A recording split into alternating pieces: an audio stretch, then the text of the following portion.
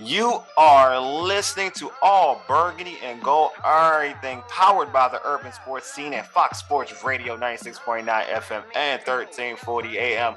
Hopewell, Virginia. Wole and Glen are your hosts. Our other co-hosts, Ray and Mo, are out. What's good, Glen? Nothing much, man. Chilling, man. I wish I was on the show last week because y'all was on fire.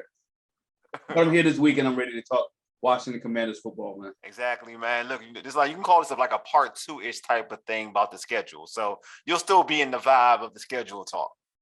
Word, that's what's up, man. How you feeling?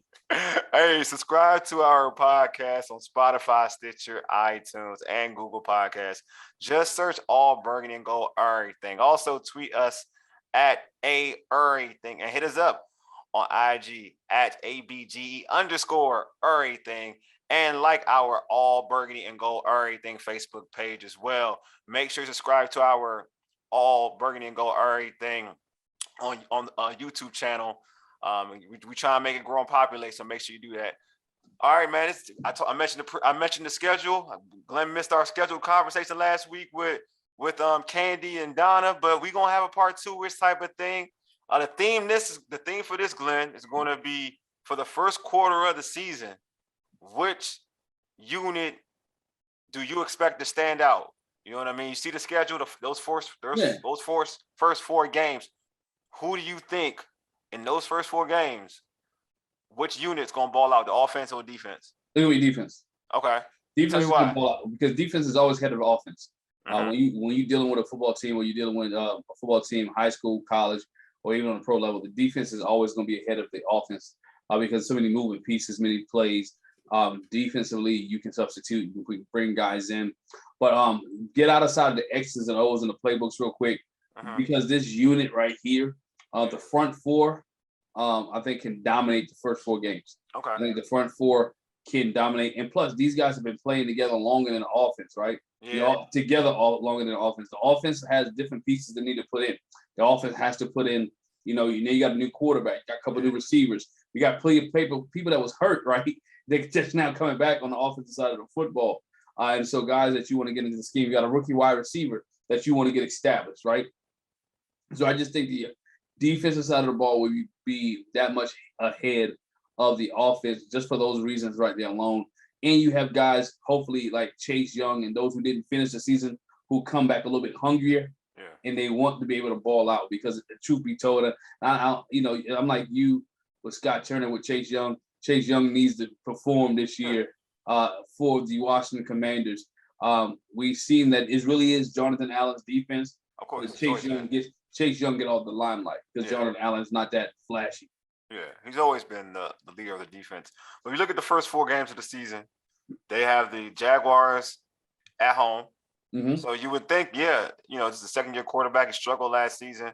I do think the Jaguars will be highly improved, but if you're looking at track record, this is a team that's at home that you should, your defense should feel good about, right? Ideally thinking they should feel good about. The Detroit Lions was one of the, they weren't an explosive offense last season. You got them week 2 in Detroit. You got the Eagles. Now, granted, I've stated this that mobile quarterbacks gives this Washington defense troubles over the last some odd years under Jack Del Rio, right? Yep. You can historically speaking, mobile quarterbacks have killed this team anyway. But under Jack Del Rio, mobile quarterbacks have had success against the Washington Commanders. Daniel Jones is one. Just to name a guy who may not be as an elite passer, he's one that has torched this team over since he's been in the league. Then you have even Jalen Hurts, the quarterback for the Eagles. His first year, his rookie year, you can make the argument if he didn't get benched, Washington may not even go into the postseason. The Giants may have been going to the postseason that first year. And then, in year 2, he was a problem in year 2 with his feet. So that's going to be a matchup that I think this defense is going to need to kind of stand out. To kind of step up, and Jack Del Rio is going to have to decipher an actual good game plan against a mobile quarterback like a Jalen Hurts. But I think it's good to have that type of player early. And then you got the Dallas Cowboys, which to me, that is that's an offensive juggernaut. So you would hope for that defense to stand out. But that's the game I think you're going to need your offense to step up. But if you look at 3 out of the 4 games, I'm with you, Glenn. I think the defense will be the unit that stands out because in terms of the matchups, these are matchups where I think it's capable for the defense to not have a team score 30 plus points against them. This defense should be able to hold these teams other than the Dallas Cowboys until we see something different. They should be able to keep these teams under bay and under wraps and have this offense be able to kind of go through the motions and help, go through the motions until they start clicking on all cylinders. I think even with the Cowboys game, I think the Cowboys are the team. If I had to pick one team that I'm leery about on the first four, it's the Philadelphia Eagles in that running game. If they can establish the running game that they had last year, I'm not too concerned about the Cowboys. Cowboys have different pieces and parts that have been moved in their wide receiver core. You have Ezekiel Elliott, who's a little bit older. You had my man last year. Still got Pollard though. He's nasty. Yeah, say you had Pollard. Pollard last year who stepped up as far as the running game. You had Dak Prescott, who had people can make an argument, had an MVP type season. And is undefeated. I believe he's undefeated against what? Is he undefeated against Washington? As a starter, I believe. I think he's a starter. I'm not going. That's one thing. I know I know this is a Washington podcast. I will not. I know for the Cowboy fans who are listening, the Cowboy fans, for Washington fans, the Cowboys are going to be a tough one for what? And plus, it's in Dallas. It's in Dallas, so it's going to be a tough one. It's in Dallas, and it's in the first 4 weeks. Yeah. In history, when Washington plays the Cowboys in the first 4 weeks, it has not been successful. And usually it's not this early. In Dallas. In Dallas isn't this early. Usually that's later in the season. Right. Usually, later in the season. Usually the first game is usually in Washington. Yeah. So again, this team, the Lions team, I'm not too concerned with the defense against them. They're moving parts. They're still a young team. A new coach, not fairly second year head coach. And then you still have not Matthew Stafford. You still got Jared Goff as your starting quarterback. So you give or take this. That's the game the defense actually should shine. Jacksonville game defense should look like $1 million. You have a second-year quarterback with a new head coach, right? Yeah. Running game, which is a good head coach though. It's a Super Bowl winning head coach. He's a good head coach, but still they're gonna have time to gel. Yeah, I know. I'd rather Washington play the Jaguars at the beginning of the season. Oh, totally agree. Instead of in the middle or the end of the season, totally this team has time to gel and play together. So I think the Washington Commanders are getting the Jaguars at the right time. I agree. And the defense will be able to have, I'm going to say have their way. It should be successful against the Jaguars, or it should stand out. Let me say, I'm not going to say they should stand out against the Jaguars, should stand out against the Lions.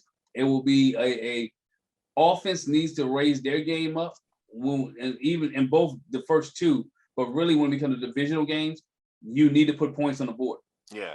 But since we're going to stay on the defensive route, because within the first 4 games, we both believed that the defense was going to be the theme for this team in the first quarter of the season, right? We expect that to happen.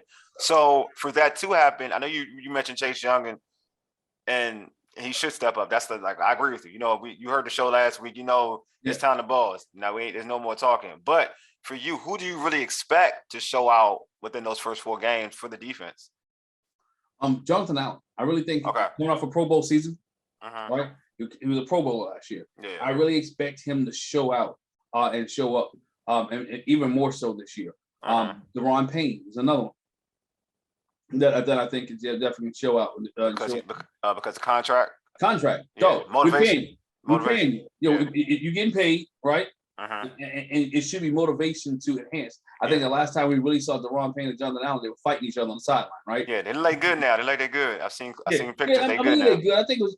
It's heated argument, heated a moment. It's all good. They're brothers, man. They're brothers, man. It happens, right? But you expect those two to step up. Jamin Davis is one I expect to step up. Okay. If he gets into the start, he should be in the starting lineup. He'll start because he can't. Ron needs to. He's gonna have to prove himself. Ron, not Jamin. Ron needs to prove himself. He's gonna have to start.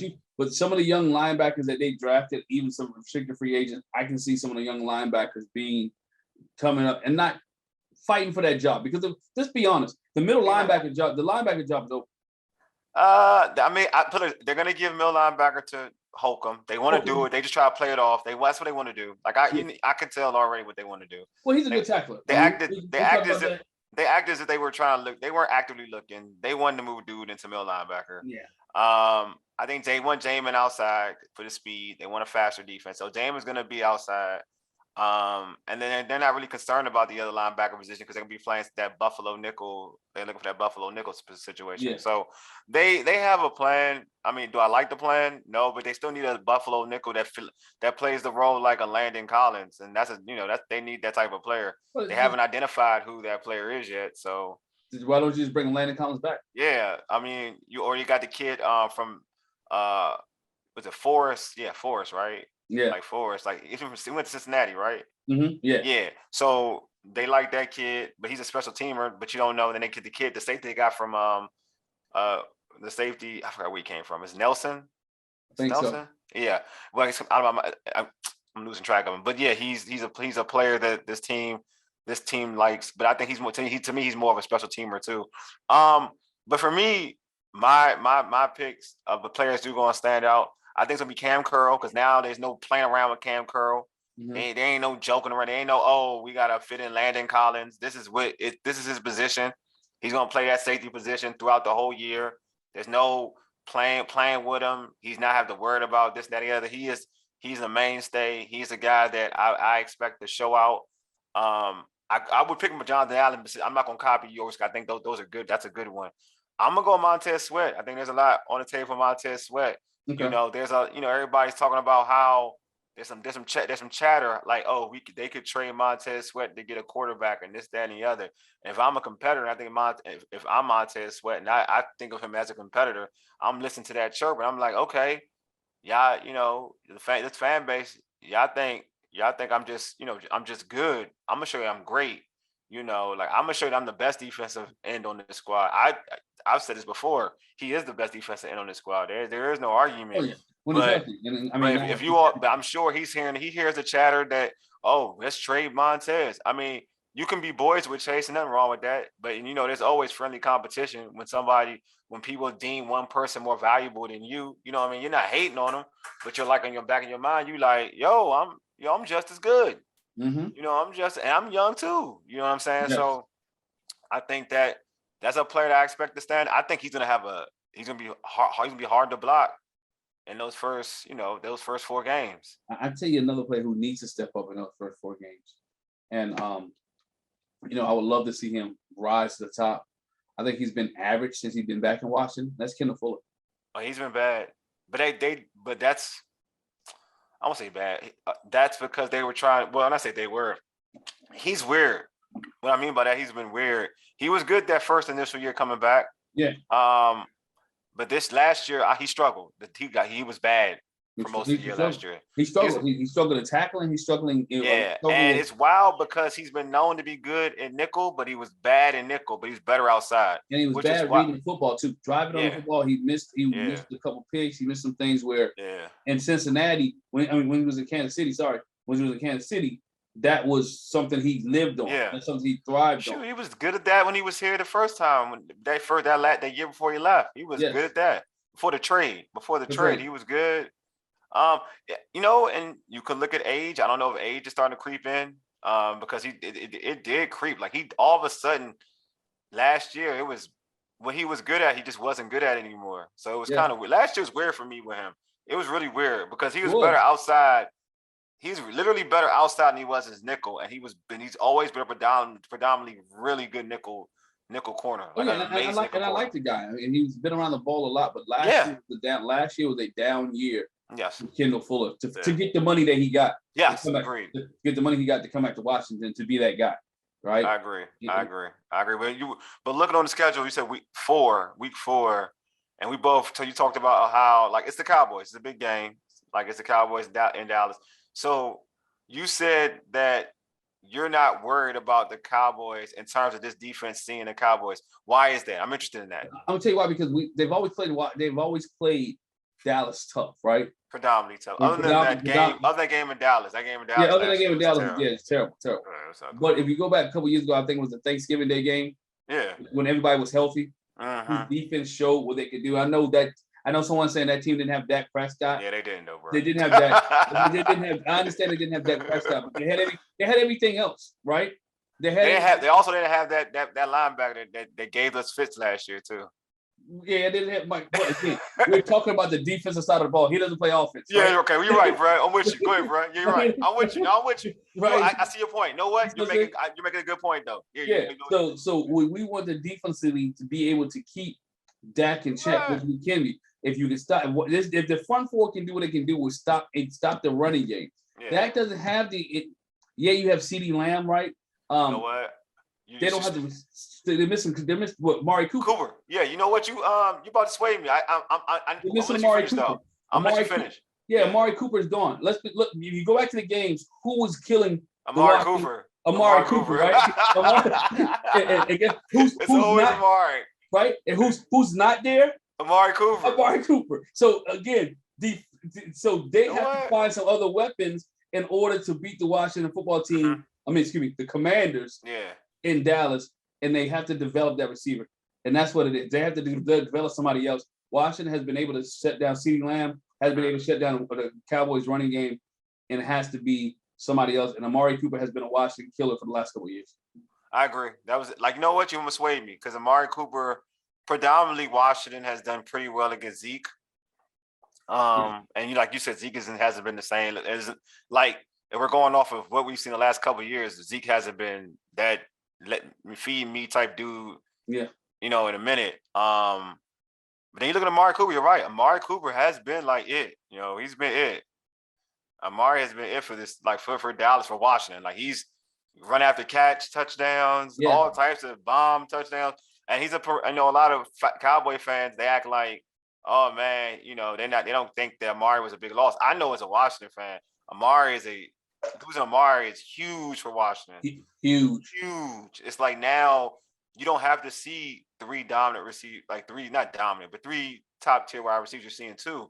And now, and all of it, and Amari is a magnificent route runner. You know what I'm saying? Mm-hmm. And we, saying if anybody asks, you watch basketball, you know that a route runner is, man, it can give you fits, bro. Like if you were a tactician with that, if you're a professional with that route running, it's a problem. So I'm with you, man. Like, if they could take away like the explosive play, you know what I mean? And that's what Dallas has, explosive players. They take that away, then you're right. Yeah, this team has an opportunity, man. And defense could, you know what? You could be like, you almost swaying. The defense could be good enough to kind of like handle the issue I would have, not the defense, not kind of. The issue I have is that the defense can do all they wants to do, but their offense may turn the football over and make that defense have to. We'll get into that, but again, there's things that they need to have. Antonio Gibson can't fumble. He fumbles. He needs to go on the bench and don't play. Yeah. Carson Wentz has really not been that interception machine per se. His stuff is pretty. He's pretty. What you mean? Like has not been an interception. He's an interception machine if you limit him. He is an interception machine if you don't limit him. He's in. Because the coaches say they just hand the ball off to Mr. Taylor, take that rock and go. Right. We don't have the problem is we don't have a Jonathan Taylor. And I told you I like Carson. It's not like I don't like Carson. Yeah, that's the problem. Like for this defense in that first four, like when you playing teams like the Cowboys, it depends on game planning. I'm not going to talk about the dude I want to talk about, but I'm not going to do that. But it makes sense the receivers he have because the receivers that's around him don't drop footballs. He just need to put in a vicinity. Of the guys. Yeah, just don't play like you played against the Jaguars in week 18. And to your point, then you're right. But if you play like you play against the Jaguars, then that's a whole different. Well, that's a trap game anyway. Because if you ever look at the Jaguars Indianapolis Colts history, but when you're that guy though, you know what I'm saying. When you're that guy, if you're gonna be that guy, that quarterback, like you can't play like that. It's trap games to play bad, but they're bad games. It's like, for instance, we talked about.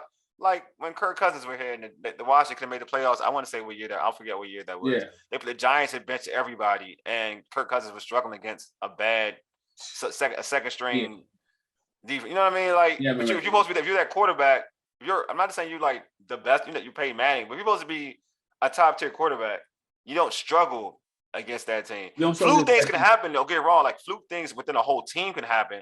But if your quarterback is playing like that, like making stupid decisions, choking under pressure, that's a problem. This I think this defense needs to give this offense for the first 4 weeks good field position. I mean, which means keep the ball on the other side of the field, other side of the field, so they have to punt and we have short fields. If they can do that and the running game can get where it's going, the running game has to be established in order for Kirk Cousins. You got me. Carson Wentz. Carson Wentz to be successful. Again, defense has to defense has to sustain, get off the field. Right? Okay. Defense has to get off the field. They can't have long drives put against them. And if they do that, they're going to be in trouble. What do you expect the offense to do within the first 4 games, though? What do you expect them to do? Do you expect them to – which game do you feel like – do you think they start clicking after the first 4 games? Or do you think maybe which in that quarter or their games within the quarter, the first quarter of the season where you say, okay, I expect the offense to be doing this at that particular point in time? I think the first 2, everybody's gonna think they look like $1 million, right? Yeah. Everybody's gonna be talking, oh, the offense is watching this. Then when you get to the divisional game with Philly, yeah, I think the offense may struggle because it's something about Philly that this offense has always struggled. I don't care who's here, right? They've struggled with Philly a little bit, and so I see offensively, Cowboy game they're gonna get up for. I think that 3rd game is the game that we know what kind of offense that this Washington football team has. First 2 are gonna be misillusioned because again, this is Jacksonville Jaguars and it's the Detroit Lions. Detroit has they have a good defense, but they're young. And so with the coordinator, which you're not gonna mention today, because we can go out the show without saying his name, he should be able to help exploit that offense. Same thing with the Jacksonville Jaguars. Their defense, their defense is not the best, right? It doesn't look like they put in the draft to increase that defense. He should be able to exploit that defense as well. So I can see this Washington football team putting up 24 to 30 points the first 2 weeks. Now coming to the 3rd week where they play the Philadelphia Eagles, is going to be one of those games where game planning is really going to be a key because you're going to have to open the playbook up a little bit. First 2 weeks, you got things kind of scripted. You got people that are sitting down a little bit. Some of your starters hadn't played in the last preseason game. By week 3, you should be getting ready. You should be start clicking. Week 3, okay. We might see some mistakes in the first 2 because again, people have not played in a live situation. I don't expect Carson Wentz to play a whole lot in the preseason. Because he's injury prone? Yes, right. And they put too much on him. You went and paid for this dude. He's making $20-some million a year. This is a new system, though. Like, this is what I'm saying. Like, hey, it's a new system. He'll get some. He doesn't play into the late in the 2nd quarter. I don't know, man. Joe Gibbs will play him. That's what I'm saying. Joe Gibbs will play him. I understand that. And Joe Gibbs was the same coach who will go forward on preseason. One thing, he would lose. Joe Gibbs would lose all them games. Yeah, he would lose. But he would play him, though. He would play him. It'd be vanilla as I don't know what, but he would play him. It'd be vanilla. Yeah, Joe Gibbs ain't want to show you nothing in preseason. He ain't care about. The problem that we have now, because there are less preseason games to evaluate all these players. That's what I'm saying. Yeah, I know. But see, this is my thing. Like, that's why I hated subtracting it. And this is a whole different discussion. This is why I hated I know some people are like, oh, we don't need I hated subtracting preseason games. I look out for I look out for dudes who try and make the football team. I think they're limiting them from making a football team. But you know what I mean? Give them that chance. But I think players like Carson Wentz, I don't care. Like, you play football, you're going to get hurt. Like, this is my thing. Like, I don't like protecting people, putting bubble gum wrap. I understand the last preseason game, again, because it's all in the method of, some dudes are trying to live their dream and try to make a football team. So I understand, like, I want that last game to be about these young men trying to make a football team. Like, I want that. Like, that's a good story. You know what I'm saying? But, like, I do expect, like, Carson Wentz to play, like, a lot. I want him to play a lot, as much as he can, because it's a new system. This is an offensive coordinator who's not proven. In terms of, like, there's so much, like, for this offense, like, for real, just keep it a buck for this offense. You got young dudes you relying on in terms of wide receivers and Jahan Dotson. Like, there's so much that you're relying on. This offense it's not like this offense is an offense that's giving you 30 and you can just trust the fact that this offense can give you 30. True, but you also got players like Sam Howell and Tyler Heineke that you need to see something from. Oh, Sam Howell, I don't need to see Tyler Heineke. I know what I've seen from him. But I can see Sam Howell, though. I need to see Howell. Because if it's done correctly, this is probably the only time we see Howell all season. If the Washington Commanders... I agree. He should get a lot of work. I think he should get the most work. I'm not saying Carson should get the most work. I'm saying Carson he shouldn't be treated like he's Tom Brady in camp. Like he shouldn't be treated like Tom Brady. Like if Tom Brady get more snaps than him in preseason, I'm gonna be pissed. If he gets more snaps than Tom Brady in preseason, I'm gonna be pissed. Right. You know what I'm saying? Like he shouldn't be treated like Aaron Rodgers. Like Aaron Rodgers doesn't have to. Like he shouldn't be treated that way. True. You know what I'm saying? That's my thing. Like he shouldn't, But especially coming off. Because I know if it was me, I just came off of what happened. What happened in that last game of the year. I want work. Like I want work. I want to prove to everybody because you're gonna get hurt. Like one time, if you coach people if you coaching folks like to try to protect them from being hurt, like he gonna get hurt. You know what I'm saying? He's going to get hurt because you're going to be in the regular season, and if you know your quarterback, you know that quarterback like to hold the ball. So and the line ain't the best. Like I said, the line. I'm gonna keep saying the line ain't horrible compared to other lines in the league. But if you hold the football, it's not going to be a good line. Yeah. It's not going to be a good line. I'm telling you. He has to be able to get the ball out in 1.5, 1.5 to 2 seconds. Yep. That ball needs to be gone. Yes. Anything other than that, he's in trouble. He's in trouble. Agreed. Totally agree. Yeah. All right. This has been a dope show. Hey, subscribe to our podcast on Spotify, Stitcher, iTunes, and Google Podcasts. Just search All Burgundy and Gold Errrything. Also tweet us at Errrything and hit us up on IG at ABG Errrything and like our All Burgundy and Gold Errrything Facebook page. Make sure you subscribe to our All Burgundy and Gold Errrything YouTube channel as well. Hey, Glen, appreciate you being on. You know what I'm saying? No problem. We held it down with the other two out. You know what I'm saying? So we held it down. Hey, you've been listening to All Burgundy and Gold Errrything, powered by the Urban Sports Scene and Fox Sports Radio 96.9 FM and 1340 AM. Hopewell, Virginia, for ages. You dig? Deuces. Hey, Mega. Lead us out, big homie.